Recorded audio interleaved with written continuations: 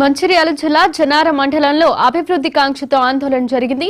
Kawal tiger zone పరిధిలో భారీ వాహనాల రాకపోకలపై ఉన్న ఆంక్షలు జనారం అభివృద్ధికి అడ్డంకిగా మారాయని అక్కడి ప్రజలు గలం విప్పుతున్నారు. దీనిపై అక్కడి ప్రజలు, వ్యాపార వర్గాలు, రవాణా యూనియన్లు ఏకమై బంద్ కు పిలుపునిచ్చాయి. అన్ని వర్గాల ప్రజలు స్వచ్ఛందంగా ఈ బంద్ లో పాల్గొని తమ నిరసనను వ్యక్తం చేశాయి. ఆంక్షలు ఎత్తివేసే వరకు ఈ నిరాహార దీక్షకు మేము కోరుకున్నాము.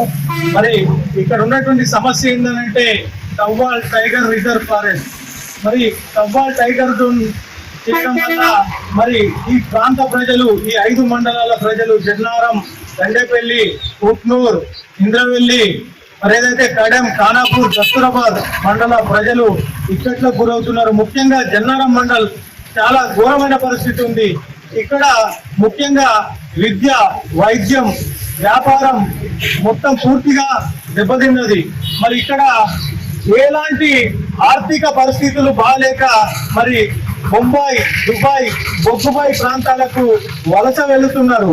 ఇక్కడ టైగరే లేదు.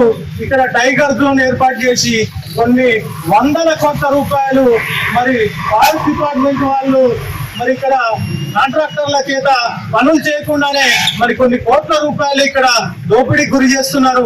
భారీ వాహనాల రాకపోకల నిషేధంపై మేము చేస్తున్నటువంటి పోరాటానికి మద్దతుగా సంపన్న వర్ణాల వాళ్ళు మద్దతు తెలియజేస్తున్నారు. కాబట్టి వారికి ప్రత్యేక ధన్యవాదాలు తెలియజేస్తున్నాను.